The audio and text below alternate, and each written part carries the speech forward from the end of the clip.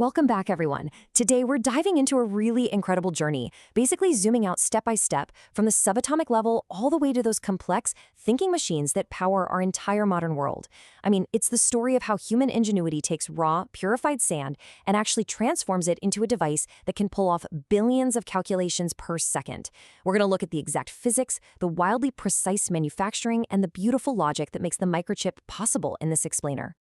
To truly grasp how this all works, we'll be using the power of abstraction. We'll start with the physics and diodes, move to a water pipe analogy, compare FETs and BJTs, look at chip manufacturing, build up to logic gates and the CPU, and finally, wrap it up with a quick summary. All right, let's jump right into Section 1, Physics in Diodes, going over our semiconductor basics. So you know that at the quantum level in a solid material, electron energy levels form these continuous bands, right? In a great conductor, like copper, the highest occupied energy band is only partially full, or the bands overlap. This means electrons can move around freely with basically zero effort. But in an insulator like rubber, that band is totally full, and the gap to the next available energy level, what we call the band gap, is just huge. The electrons are literally stuck.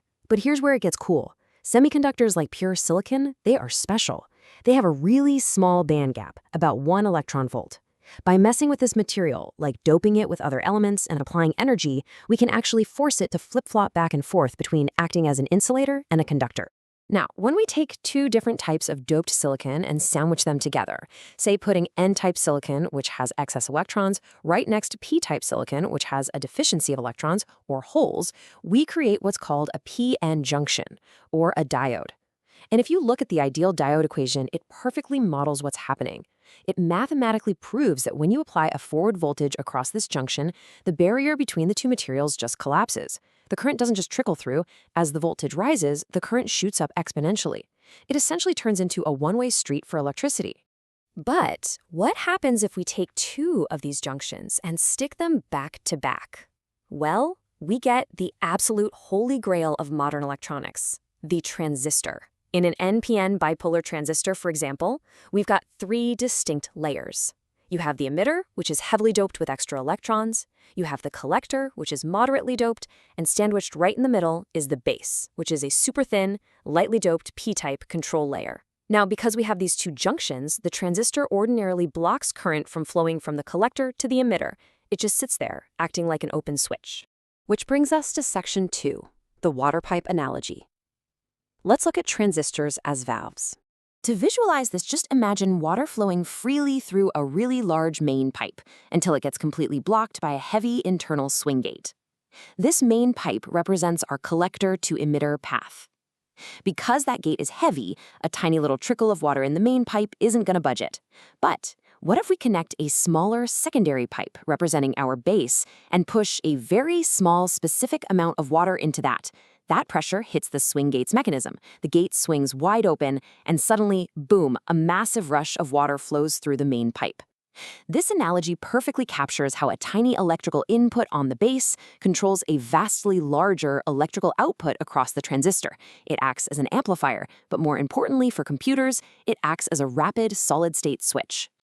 Moving on to Section 3, FETs versus BJTs. Let's talk about building a better switch.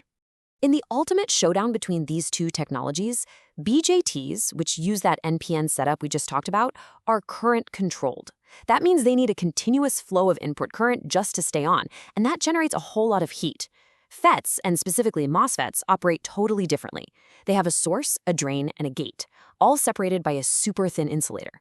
When you apply a voltage to the gate, it creates this invisible electric field that squeezes or opens the conductive channel between the source and the drain.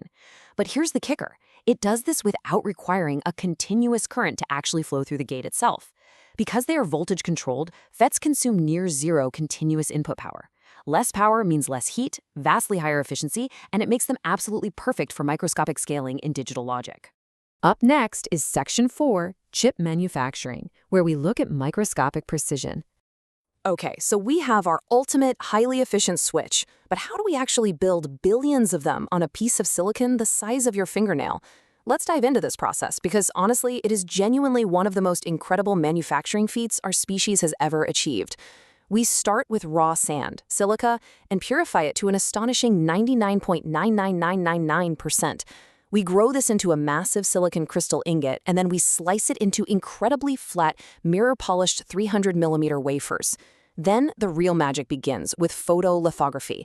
We coat the wafer in a light-sensitive photoresist, project light through a precisely patterned mask to expose exact macroscopic regions, and then chemically etch away areas or bombard them with dopants to create those P and N-type regions. And we repeat this entire sequence dozens, sometimes hundreds of times, literally building up a staggeringly complex three-dimensional city of transistors layer by microscopically thin layer. Now, to pack billions of MOSFETs onto a single chip, you obviously need a very, very fine paintbrush.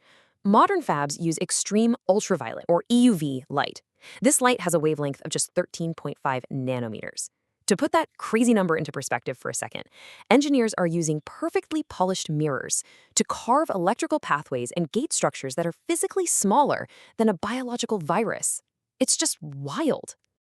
Let's head into Section 5, Logic Gates and the CPU.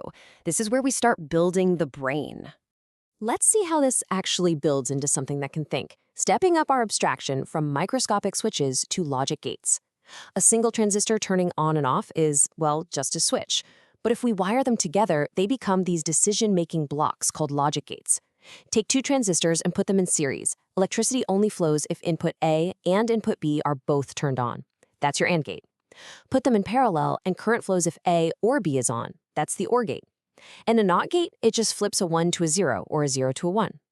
By combining just these simple little gates, it's mathematically proven that you can build literally any digital logical operation imaginable.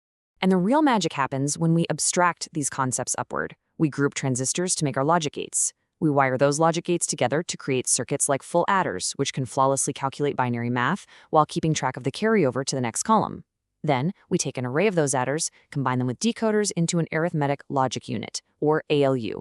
Finally, we wrap that ALU up with some memory registers and a control unit that interprets software instructions, and boom, we have the core of a central processing unit. Every video game, AI model, and operating system you use is really just software compiled down into incredibly basic instructions, like adding or moving bits, running through this hardware abstraction at totally incomprehensible speeds. I want you to just take a look at this number. 15 billion. When you hold a modern high-end smartphone in your hand, that tiny little piece of polished silicon inside contains over 15 billion of those microscopic MOSFET switches. That represents a 6 million-fold increase in transistor count since the early 1970s. It makes the phone sitting in your pocket vastly more powerful than the room-sized supercomputers of the past. It's almost hard to wrap your head around. All right, let's wrap this up with Section 6, a quick microchip summary, putting it all together. We have covered an absolutely incredible journey today in this explainer. We saw how semiconductor materials like silicon utilize a 1 electron-volt band gap to essentially flip-flop between acting as an insulator and a conductor. We explored how transistors exploit that precise physics to act as solid-state switches and amplifiers. We learned exactly why field effect transistors, controlled by voltage and electric fields, offer the extreme efficiency we need for modern computing. We looked at the mind-bending reality of photolithography using EUV light to print billions of these FETs onto purified wafers. And finally, we saw how those billions of switches form the logic gates that calculate every single digital action in our lives. As I said earlier, we have quite literally tricked rocks into thinking. But before we go, I want to leave you with this one final thought. As we continue to follow Moore's law, shrinking these transistors down to just a few atoms across, the classical rules of physics actually start to break down. We're entering a realm where electrons can spontaneously teleport through closed barriers, a phenomenon known as quantum tunneling, which causes current leakage and massive heat issues. So, as we push these boundaries, what happens to computing when Moore's law hits the ultimate wall of quantum physics? It's a thrilling engineering challenge for the next generation. Thanks for hanging out with me for this explainer, and keep learning.